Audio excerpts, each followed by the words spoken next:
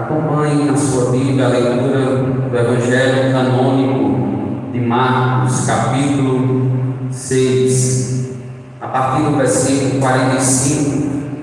Leiamos. Logo a seguir, Jesus fez com que os seus discípulos entrassem no barco e fossem adiante dele para o outro lado, para Betsaida, enquanto ele despedia a multidão. E tendo-os despedido, ele subiu ao monte para orar. Ao cair da tarde, o barco estava no meio do mar, e Jesus estava sozinho em terra. De madrugada, vendo que os discípulos remavam com dificuldade, porque o vento lhe era contrário. Jesus foi até onde eles estavam, andando sobre o mar, e queria passar diante deles. Eles, porém, vendo-o andar sobre o mar, pensaram tratar-se de um fantasma e gritaram, pois todos viram Jesus e ficaram apavorados. Mas Jesus imediatamente falou com eles e disse: coragem, sou eu, não tenham medo. Então subiu no barco para estar com eles, e o vento cessou. Ficaram totalmente admirados, porque não haviam compreendido o milagre dos pães, pois o coração deles estava endurecido. Queridos, vamos orar, vamos falar com o Senhor. Pai de amor, Pai bendito, nós queremos te render graças, que o Senhor fale conosco nesta noite. Vem despertar o nosso coração endurecido. Vem despertar, ó Deus, o nosso homem interior. Vem falar com o nosso espírito através do teu Espírito Santo. Jesus, que o Senhor venha sobre nós nessa noite, cheio de graça e de verdade, como o Senhor esteve, ó Deus, há mais de 2000 anos nesta terra, e um dia o Senhor voltará para nos buscar, e enxugará dos nossos olhos toda lágrima, e estará conosco, e o veremos face a face, e estaremos plenamente, ó Deus, contigo, mas sem pecado, sem sofrimento, e mais nada que nos atrapalhe nessa vida, ó Deus, quando o Senhor vier e certamente nos arrebatar para si. Que o Senhor esteja nos abençoando, iluminando a nossa mente, a fim de compreendermos a tua palavra nesta noite, em nome de Jesus. Amém. Queridos, poderem assentar.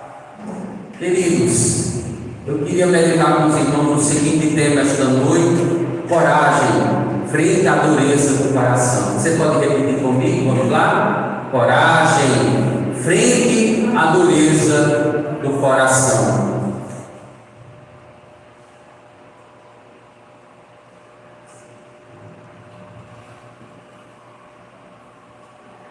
E como nota introdutória, queridos, na vida cristã, não poucas vezes nos encontramos com uma pessoa sozinha frente à desesperança de uma geração incrédula sem Deus. Como Jesus, que se achou sozinho em terra, frente à dureza do coração de uma geração longe do propósito de Deus. Uma geração barulhenta, imediatista, midiática, cheia de vozes, mas vazia de esperança. Muitos falam de progresso, ciência, bem-estar, prazer. Poucos falam de Deus.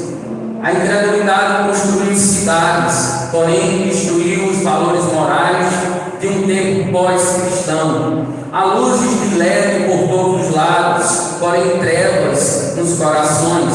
Uma geração que ri da fé, relativiza a verdade, chama o sagrado de radical. E ali está aquele homem, aquela mulher aparentemente fora do tempo. Os cristãos que creem contra a esperança do mundo. Foi assim com Noé diante de um mundo corrupto. A gente vê a narrativa do dilúvio em Gênesis capítulo 7, a qual conhecemos.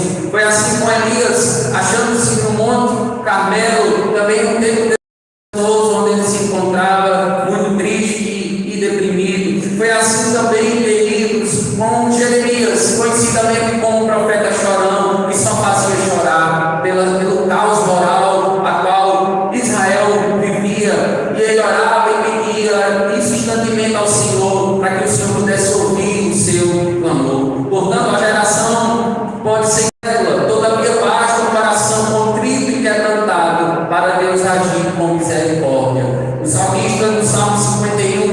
4 e 10, ele diz: eu pequei contra o Senhor.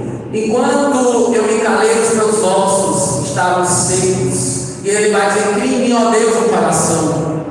Cria em mim, ó Deus, um coração duro, e renova dentro de mim um espírito inabalável. Enquanto todos correm para longe do Senhor, aquele que pertence a Ele, aquele que busca Ele, canta a canção muito conhecida nossa: sonda-me, usa-me. E ele vai cantar: como um farol que brilha à noite, como um monte sobre as águas, como um abrigo no deserto, como flecha que acerta o alvo. Então, queridos, diante dessa nota introdutória, quando a gente olha para o Evangelho de Marcos, que segundo a tradição cristã teria sido escrito após entrevistas com o apóstolo Pedro, sendo esta obra a mais resumida, o relato mais resumido que nós temos em mãos dos 4 evangelhos, os 3 evangelhos sinóticos e o Evangelho de João. Então nós temos aqui uma obra resumida, o relato desse texto, onde Jesus,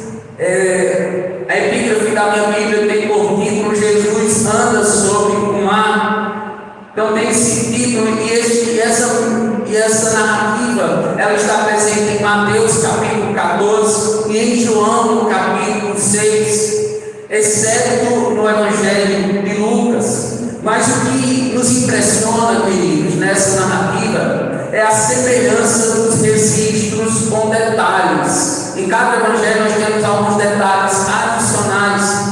Por exemplo, em Mateus ele vai se deter na tempestade, narrando a história da tentativa de Pedro de caminhar sobre as águas.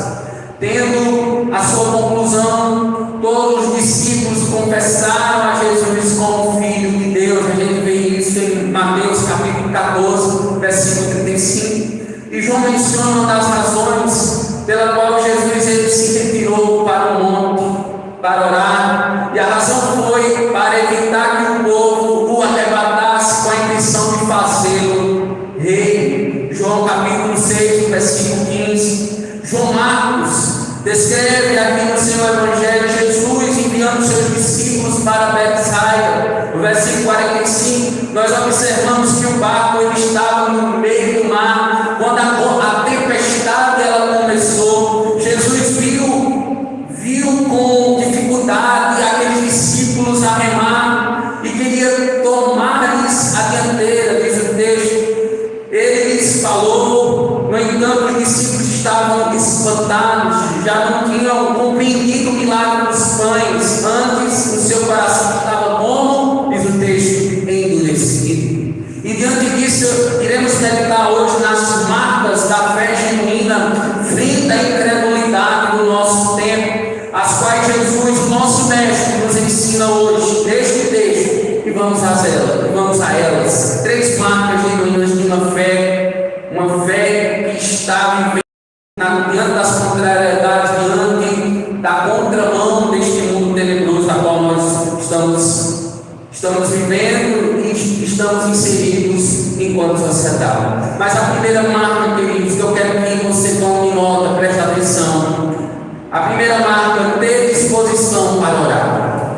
Ter disposição para orar. Essa é a primeira marca da fé genuína. Parece que a nossa disposição para orar cada dia mais está sendo o quê? Sufocada pela descrença, ou seja, ela está se perdendo essa vontade. A ponto de Jesus perguntar no final da parábola do juiz iníquo, em Lucas capítulo 18, o versículo 8, ele pergunta a Jesus: quando o Filho do Homem vier, encontrará ele fé na terra? Sabe por que Jesus despediu a multidão aqui, queridos? Vamos olhar para o texto agora. Veja aí o versículo 45. Logo assim que Jesus fez com que os seus discípulos entrassem no barco e fossem adiante dele para o outro lado, para Betsaida, enquanto ele despedia a multidão. Queridos, Jesus ele vai despedir a multidão, e não é à toa que ele despede a multidão. Quando a gente lê o versículo 46, a gente tem a continuidade. Veja aí a intenção de Jesus de despedir a multidão, e tendo-os despedido,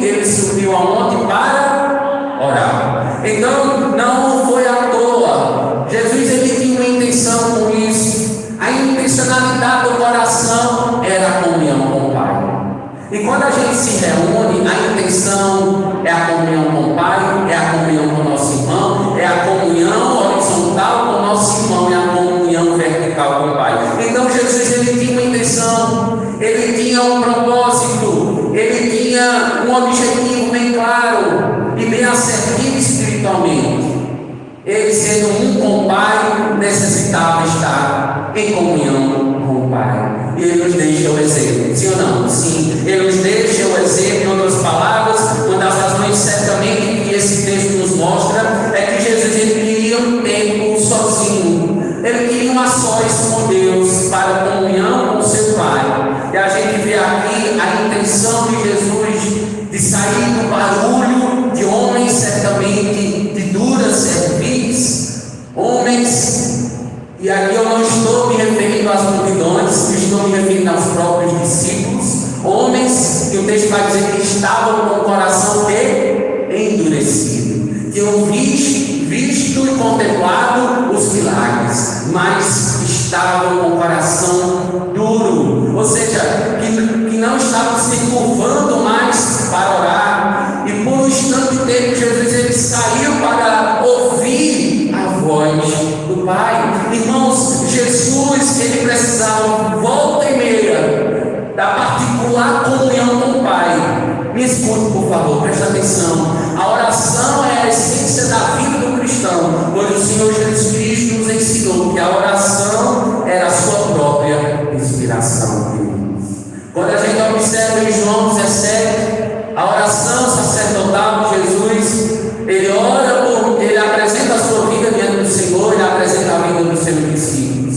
E ele nos deixa o exemplo da nossa total e inteira dependência do Pai. Porque o salmista vai dizer, qual é o Pai?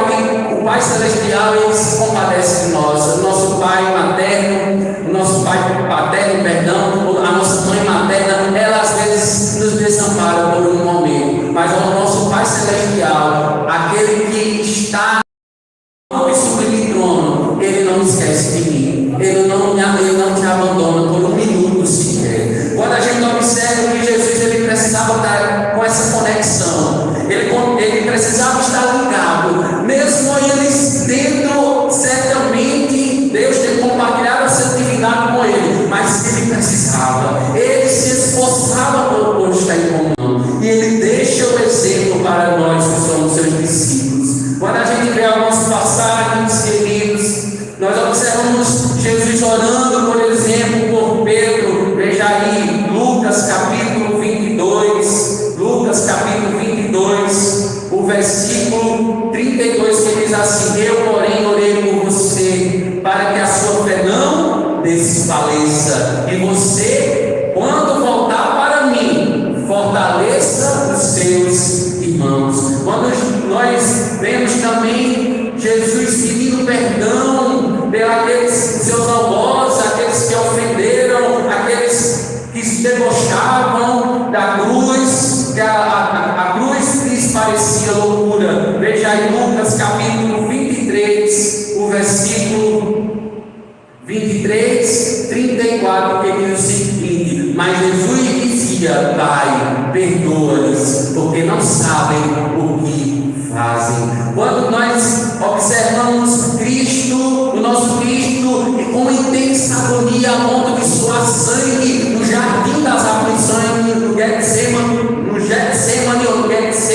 quando a gente observa Lucas 22, 44, como ele estava agoniando, ele estava vivendo um tempo de agonia, de intensa adversidade, mas como é que ele estava? Orando. Quando nós observamos também ele pedindo ao Pai a capacidade para se submeter à sua vontade, passa de mim este cálice, se for possível, Pai, passa de mim este cálice. É o cálice da ira de Deus que estava sobre ele, porque sobre ele estavam os nossos pecados, e sobre as suas pisaduras, diz Isaías, e fomos sarados. Jesus nunca disse que seria fácil a vida cristã, nunca falou isso, absolutamente não falou isso, não saiu da boca de Jesus que seria fácil a vida cristã. E certo teólogo disse: as bênçãos espirituais devem ser contrabalançadas com fardos e batalhas. Do contrário, corremos o risco de nos tornar crianças mimadas em vez de filhos e filhas maduros. Queridos, mais uma segunda marca, a gente precisa ter esse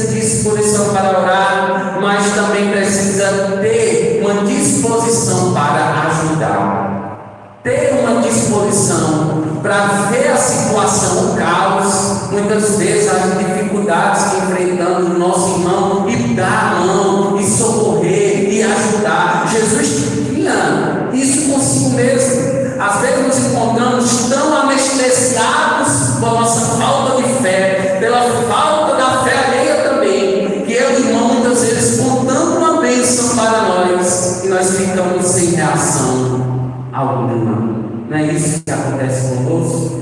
A gente está dentro do cenário incrédulo, onde a gente prega, onde a gente faz apelo, e aí as pessoas elas se continuam rejeitando Jesus. Isso impacta as nossas vidas, porque Jesus ele pega firme e viu aqueles discípulos remando com dificuldade,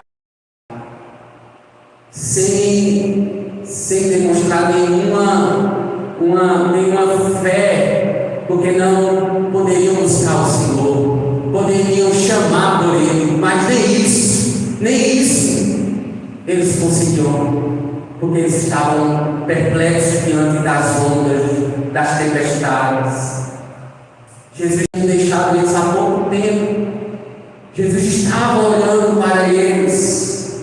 Queridos, quando a gente observa, quando nós observamos, queridos, que o irmão, a falta de fé, a situação, o caos, que a gente está vivendo em relação à fé, quando nós observamos que nós perdemos muitas vezes a oportunidade de servirmos a Irmandade, porque falta-nos essa disposição para ajudar um ao outro. Aí a gente olha para o texto, veja aí, versículo 47, e o texto novamente fala, o nosso coração nos impacta. O versículo 47, veja aí, 6:47, ao cair da tarde, o barco estava como? No meio do mar, e Jesus estava sozinho em terra. Queridos, então, segundo alguns comentaristas, ao cair da tarde, ele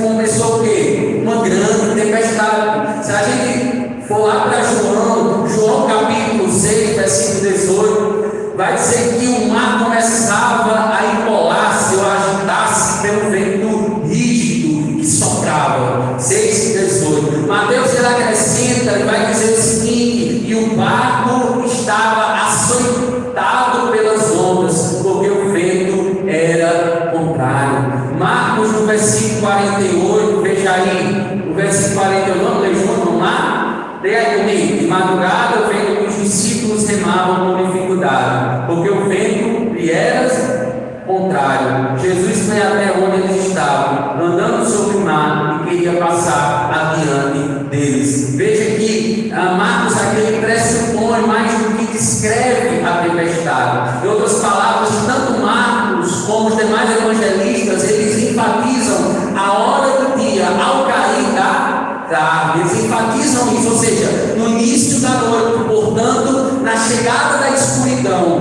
o local, no meio do mar e a ausência de Jesus. Ele estava sozinho em terra, entretanto, em terra, ele foi envolvido com oração. Queridos, quando a gente observa no monte, Jesus ele já começou a ajudar os discípulos. Como é que ele começou a ajudar os discípulos? Orando por eles. Muitas vezes a gente não pode ir no lugar da aflição, muitas vezes a gente não tem acesso à dificuldade do nosso irmão, mas você pode abrir a sua boca e orar por ele. Queridos, Jesus ele orou por eles, ele intercedeu provavelmente por suas vidas, pedindo ao Senhor, ao Pai, pela preservação da vida deles, para que eles pudessem cumprir a missão, cumprir a sua missão.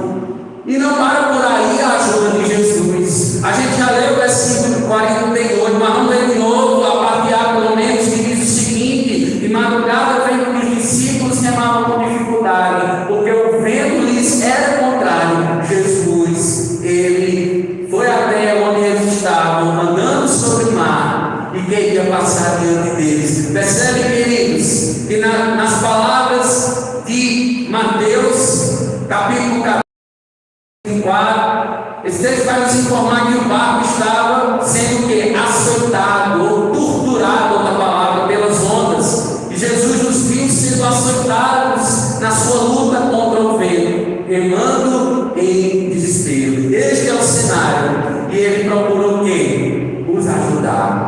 Jesus ele não mediu esforços, enfrentou aquelas águas, ele caminhou sobre as águas. Isso é certamente uma prova cabal que Jesus era Deus. Jesus era Deus. Jesus conhecia a aflição daqueles judeus.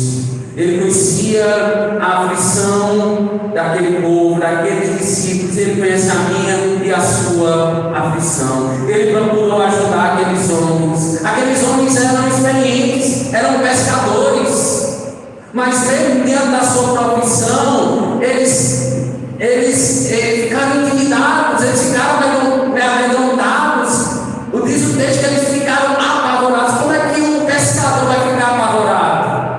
Queridos, nossa estrutura é cinza e pó, a nossa estrutura é frágil, nós somos homens debilitados.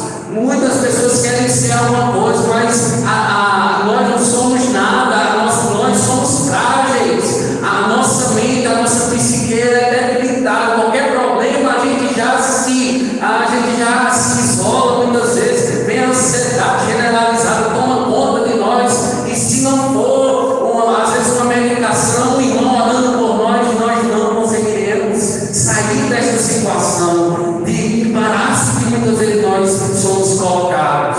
Mas quando a gente observa, queridos, que Jesus ele tomou a dianteira daquela embarcação, ou tentou tomar a dianteira daquela embarcação, apesar de toda a escuridão, Jesus vê os seus discípulos se esforçando com grande dificuldade para levar o barco adiante. E, irmãos, nós precisamos aprender com Jesus a ajudar uns aos outros em nossos momentos de crise, porque todos nós passamos por momentos de crise.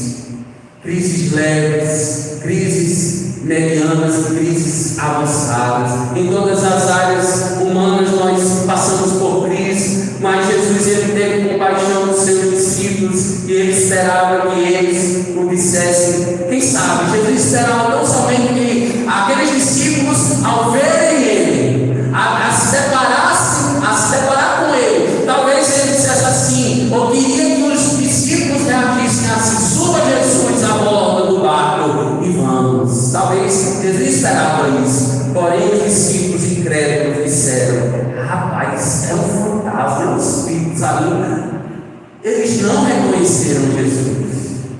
Pelo contrário, eles gritavam com medo, apavorados. Imagina só, você vê Jesus há pouco tempo, talvez uma hora, duas, aí você se depara com aquele homem andando sobre as águas. Talvez na escuridão eles não tenham reconhecido o rosto de Jesus e por isso ficaram apavorados, não sei, mas a reação deles foi de total pavor. E eu quero lhe dizer: nenhuma escuridão, nenhuma tempestade forte, ondas bravias podem manter Jesus longe daqueles a quem ele ama. Amém? Porque ele te ama e ele vai ao teu socorro. Por mais que você às vezes se encontre na escuridão, no fundo do poço, Jesus ele vai te encontrar lá, e ele não vai querer você levantar do monturo. Como o salmista vai dizer, ele é quem tira a gente do lado muitas vezes turbulento dos nossos pecados, das nossas falhas, dos nossos erros. É ele que nos tira,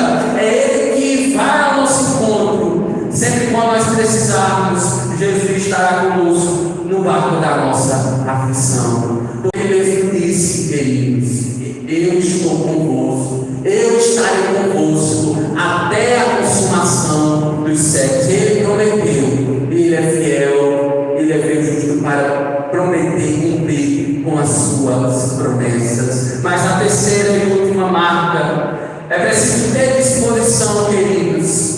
É preciso ter disposição interna para orar, para ajudar, e por último, ter uma disposição para falar. Às vezes a gente nem tem a condição mais de falar, a nossa boca e os nossos lábios se encontram cerrados, a gente está emudecido, a gente está vivendo um período de silêncio. Mas o Senhor, queridos, Ele não quer nos ver acovardados, porque Jesus ama um povo que é corajoso, que batalha no combate da para que naquele grande dia a gente possa dizer: combati o bom combate, completei a carreira, guardei a fé. É necessário, queridos, ter disposição para ir. É necessário ter disposição para ajudar. É necessário trazer uma palavra de encorajamento ao seu discípulo. Jesus fez isso, veja aí o versículo 50. Pois todos viram Jesus e ficaram o quê? Apavorados. Mas Jesus imediatamente falou com eles e disse: coragem, sou eu, não tenham medo. Glória a Deus por isso, porque agora nós vamos dar um desconto. Vamos dar um desconto para os discípulos de Jesus, querido. Pelo pouco de luz que havia naturalmente, daquela forma misteriosa, não poderia ser um homem real. Eles pensaram, porque seres humanos não caminham sobre águas. Talvez eles tenham pensado sobre isso. E os discípulos também, eles eram profundamente influenciados, como hoje nós também somos influenciados por crenças irracionais e supersticiosas, queridos. Quem já não se assustou com as histórias que o povo conta, atire a primeira pedra? Amém? Queridos, eu lembro quando era criança, adolescente, tinha um quadro no ratinho, as histórias que o povo conta. Menina, eu ia dormir, às vezes eu não conseguia dormir, passava a noite me revirando na cama. Eu não sei se alguém já assistiu isso, mas eu e meus irmãos assistiam, era besteira, né? Aquelas histórias, a gente ficava apavorado, a gente ficava com medo, não conseguia dormir. Minha mãe tinha que acender a luz no banheiro, senão eu não conseguia dormir. Então a gente tem essa predisposição para acreditar histórias fantasiosas, ou fantasias, ou fantasmas, crendices populares. A gente tem essa predisposição para dar crédito a essas coisas, queridos. Mesmo nos dias de hoje, existem pessoas, incluindo membros de igreja, querido. Não estou falando de pessoas incrédulas, não estou falando de pessoas descrentes, mas estou falando de pessoas, membros de igreja, que consultam muitas vezes o horóscopo, né, para saber o dia de amanhã, né? Será que amanhã vai chover? Hoje eu não estou saindo de casa, né? Vai chover. Então, previsibilidade, ter previsão do tempo, saber de sua vida, mas a nossa vida já está decidida. Os dias, como diz o salmista não diz, estão todos determinados pelo Senhor. Confia no Senhor, entrega a tua vida ao Senhor, confia nele, mas Ele fará. A gente não precisa dar lugares nas coisas ou fazer isso como o nosso manual de fé e prática é a Bíblia, não o horóscopo. Mas às vezes a gente é levado, enganado pelas pessoas. Muitas vezes buscamos ou consultamos adivinhadores, né, para descobrir o que vai acontecer amanhã. Muitas vezes temos até medo da sexta-feira 13, não é? Tem crente com medo da sexta-feira 13, da lua cheia. São coisas assim. O gato preto não pode cruzar muitas vezes o nosso caminho, que a gente já serve o dia todo. Muitos ficam horrorizados por passar por debaixo de escada, porque tem medo de uma coisa ou outra. Estou citando aqui exemplos, queridos. Enfim, o fato é que como era pequena a fé dos 12 e como é pequena a nossa fé, não é, queridos? Nós não somos melhores que Pedro, Tiago e João. Nós estamos no mesmo patamar, na mesma estrutura deles, cheios de pecados, muitas vezes de erros, que o Senhor já levou os nossos pecados e os erros, mas nós não conseguimos viver e convidar a Bíblia, porque há coisas que nos prendem ainda. Mas, queridos, como coisas prendiam os discípulos, coisas essas que o amedrontavam, eles estavam com medo diante dessa situação, eles não estavam olhando para o seu Salvador e Senhor, mas tudo que viam era um espírito infernal, um fantasma, e eles então estavam gritando apavorados. E para usar uma linguagem popular, todos estavam mortos de medo. E Marcos, queridos, ele registra aqui: todos ouviram e estavam o quê? Amedrontados, abalados. Entre todo o grupo não houve um único discípulo, nem mesmo Pedro, que não ficou com medo. Mas o interessante é que foi justamente Pedro, mesmo com medo, ele estava apavorado. a Jesus para se encontrar com ele sobre as águas. E a gente muitas vezes é fácil criticar Pedro, não é? É fácil muitas vezes criticar Pedro por afundar nas águas, né? Mas será que nós teríamos chegado a sair do barco? Será que a gente sai do barco como Pedro saiu do barco? Não é verdade? É normal na vida cristã ficarmos aterrorizados com as lutas. E está tudo bem com isso. Está tudo bem com isso. Você ficar amedrontado, eu ficar amedrontado, está tudo bem com isso. Repita comigo: não existe super-herói cristão. Vamos lá? Não existe super-herói cristão. Está tudo certo. Você não é super-herói. Você não foi chamado para ser o super-herói. Você não foi chamado para ser o guardião da galáxia. Não, os guardiões da galáxia. Você foi chamado para viver com simplicidade de fé. Creio em Jesus. Aprendendo acerca de Jesus, um homem que foi manso e humilde de coração. Então, a gente foi chamado para viver na nossa simplicidade, na simplicidade da fé. Buscando ter uma fé simples, buscando amar a Deus sobre todas as coisas e ao nosso próximo como a nós mesmos. E assim agindo, estaremos cumprindo a lei e estaremos cumprindo a lei, né? A lei do amor, a lei de Cristo. Quando a gente observa ainda que Jesus disse: não temais, pare de se atemorizar. Às vezes nós estamos precisando apenas de uma palavra, sim ou não? Precisamos apenas de uma palavra, de um ombro amigo do nosso irmão, que nos encorajará frente à aflição de nossas vidas. Irmão, deixa Deus te usar na vida do teu irmão. Vou repetir: deixa Deus te usar na vida do teu irmão. Não somente fale de Jesus para ele, não somente fale de Jesus para ele, porque o vento, eu quero te dizer, ele vem, mas ele passa. A tempestade vem, ela parece bravia, mas por um instante de tempo vai acalmar, vai sossegar essa tempestade bravia da tua vida. Eu creio nisso, diga amém. Amém? Para concluir, nós tentamos hoje o seguinte tema: coragem frente à dureza de coração. Vimos as 3 marcas de uma fé genuína frente à incredulidade no nosso tempo. Foram elas: ter disposição para orar.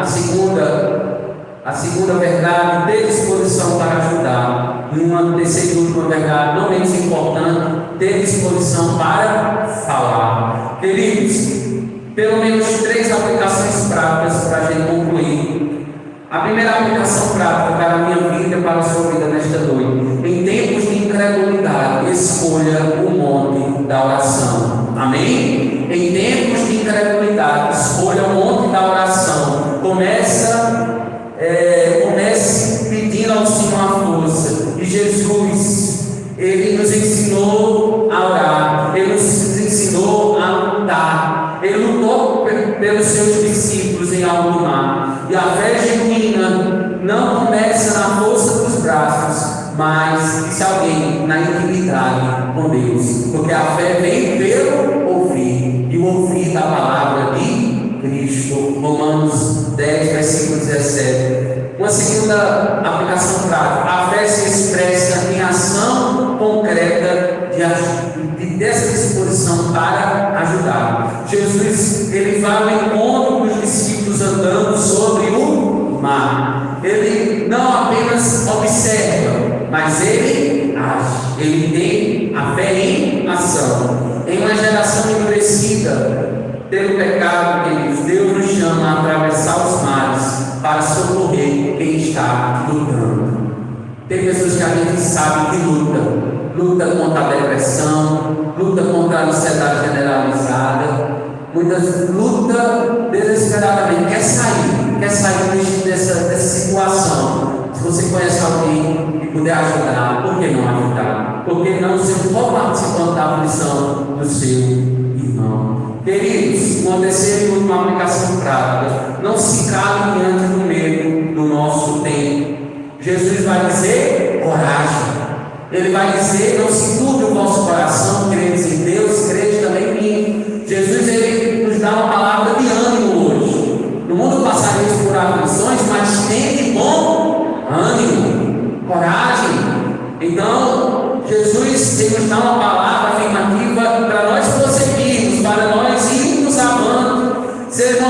voz que anuncia esperança.